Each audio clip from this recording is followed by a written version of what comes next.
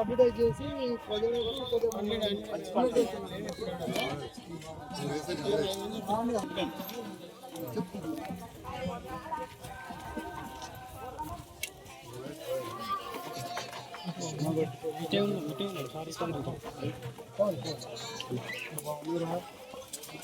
ఎక్కడి నుంచి మీరు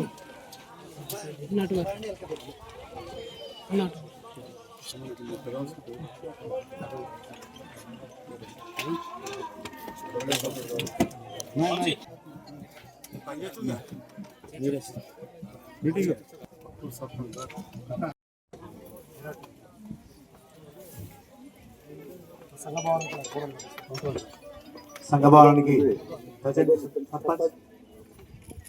అలాగే 50,000 రూపాయలు విరాళంగా ఇవ్వడం జరిగింది.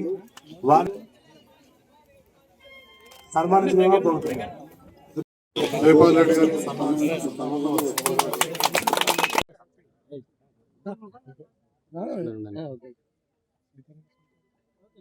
ఒకసారి మైకి గారు గుల్లపేట శంకర్ రెడ్డి గారికి, అదేవిధంగా వారన్న తిరుపతి రెడ్డి గారికి, గుల్లపేటకు సంబంధించిన రైతన్నలకు కూడా ఒక విషయం తెలుసు. ఇప్పుడే కలెక్టర్ గారి దగ్గర నుంచి మీ విషయం మాట్లాడొస్తున్నా. సీరియస్గా ఈ ఎస్ఆర్ఎస్పి ఖాన్ గారిని ఆడియో గారిని పిలిచారు, తహసీల్దార్కి ఇన్స్ట్రక్ట్ చేసి ఇవాళ వస్తారు.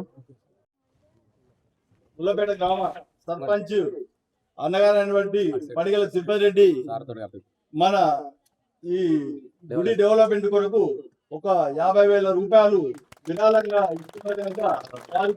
చాలా ప్రత్యేకమైన ధన్యవాదాలు తెలియజేస్తున్నాం.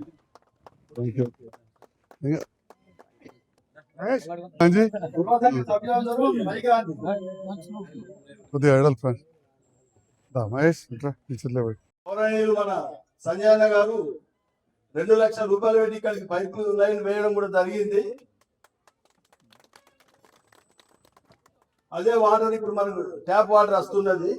ఒక బోరింగ్ ఉంటే కూడా మనకు, ఎందుకంటే కాళ్ళు కానీ నీళ్ళు కడుపుకోవడానికి కూడా బాగుంటుందని చెప్పి నా యొక్క విన్నపము. నాకు ఈ అవకాశం ఇచ్చినటువంటి గ్రామ పెద్దలందరికీ నమస్కారం.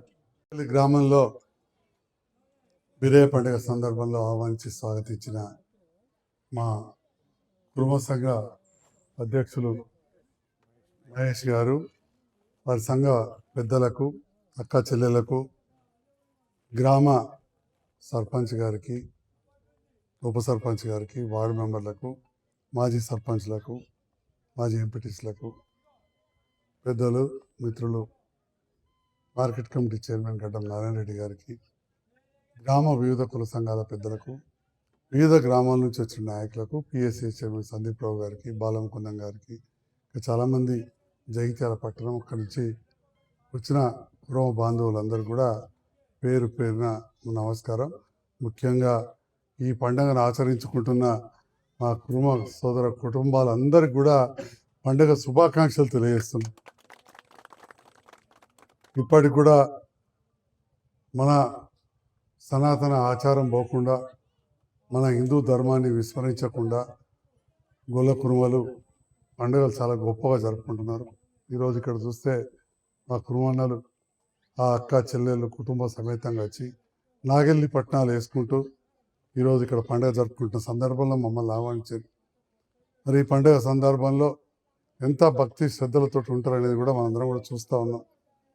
ఎందుకంటే నేను రాజకీయాలకు రాకముందు నుంచి కూడా జగిత్యాల దగ్గరే మా ఊరు కాబట్టి అక్కడ కురుమన్నలు ఎంతోమంది ఉన్నారు కాబట్టి చాలా సత్సంబంధాలు. అదేవిధంగా రాజకీయాలకు వచ్చినప్పటి నుంచి కూడా మన కురుమన్నలకు సంబంధించిన ఒగ్గు కళాకారుల సంఘం, ఆ బిల్డింగు, అక్కడికి చాలాసార్లు ఓడు విజయపూర్లో అవన్నీ కూడా చూస్తూ వస్తున్నాం. ఆచార వ్యవహారాలు ఇంకెక్కువ కూడా చూస్తూ ఉంటే నిజంగా కూడా ఎంతో భక్తి శ్రద్ధలతో చేసుకుంటున్నారు.